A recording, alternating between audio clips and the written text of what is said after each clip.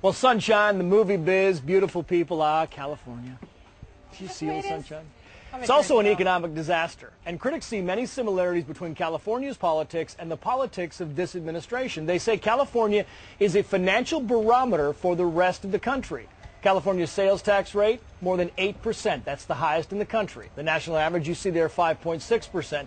The top 1% of Californians pay 48% of the income tax, also among the highest in the nation. On top of that, the Golden State has the nation's fourth highest unemployment rate, over 11%. And now some worry that California's liberal outlook may keep the nation's economy from a real recovery.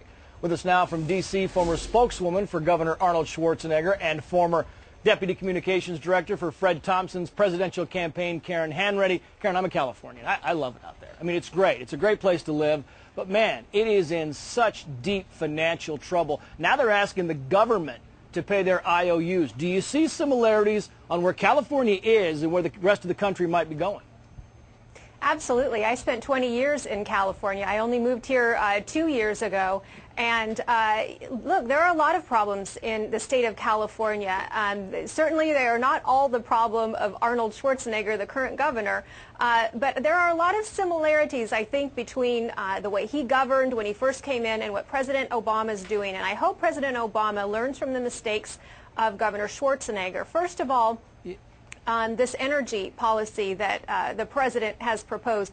Look at what's about to happen in California. Governor Schwarzenegger signed into law AB 32, probably the single most far-reaching regulation, environmental regulation in all of government is about to take place in California. And Karen, if you talk to the businesses out there, they're saying the taxes are bad. Yeah, we all know the taxes are heavy out there, but they're not complaining nearly as much about the taxes if you run a business as the regulation, as the workers' compensations. Go ahead.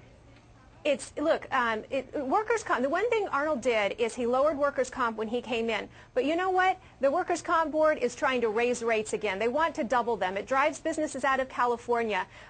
As many as 64 independently owned gas stations in California may be shut down because of this new environmental regulation. They have 11% unemployment rate in California right now. They cannot afford to be well, you talk about gas jobs stations, Karen. You talk about the gas stations out there. One of the reasons is California's got 20 different blends of fuel. I mean, you got to go in different counties. You got to blend your fuel different. Can you imagine Coca-Cola selling to California? They say, well, you can sell here, but you got to have 48 different recipes. They'd say, well, we can't play like that. How can we do business if we have 48 different guidelines or 20 different guidelines?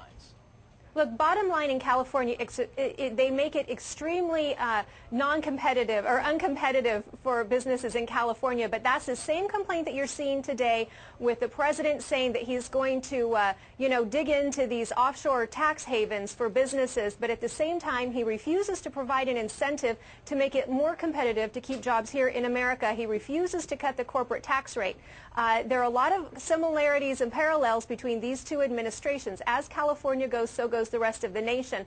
This environmental law that they've signed into law in California is likely to be replicated at the federal level. It will touch every single life in the nation. It will impact the economy significantly if President Obama follows suit. I hope he doesn't. There are many other similarities. Look, when you raise taxes in California, they tried to do it in 1991 in the middle of a recession, and revenues actually went down. So we know that tax increases are not the way to get yourself out of deficit. And just to point out, we said that 1% of California taxpayers pay 48%. To take it one step further, the top 15% of all taxpayers in California pay 84%. Anybody who makes over $100,000 is in that top 15%. They pay 84% of all the income tax in that state. And what they're finding out, Karen, is that when the economy goes south, those tax revenues go south. And what do they have to do? They have to raise taxes, sales taxes, and car taxes. But that's not the answer. Listen, when Schwarzenegger took office in 2003, he inherited a $28 billion budget deficit. Spending increased 20% if you take into effect inflation since then and today. And you know what their budget deficit is today? $42 billion budget deficit. So they've raised spending, they've raised taxes, and their budget deficit is $42 billion versus 28 in 2003. $42 versus 28 in 2003. Increased spending is not the answer. It only exacerbates the problem. Yeah. Obama just signed has proposed a budget. Look, True. It doubles the deficit in 5 years, triples it over 10 years. And the same thing you can't spend your way out of this problem. And the same thing that now Governor Schwarzenegger ran against Gray Davis on was the fact, and the reason they tossed Gray Davis out of office is the fact that this money problem was a huge problem in California. And now it's worse than it was when Gray Davis was in office. We should also mention, Karen, I got about 10 seconds left, that California is democratically controlled, except for the governor. It is democratically controlled, but they still require a 2/3 majority to pass an income tax increase. Thank goodness they don't have that. Imagine how bad it would be if they did. Karen Hanratty. It'd be even worse. Thank you, Karen.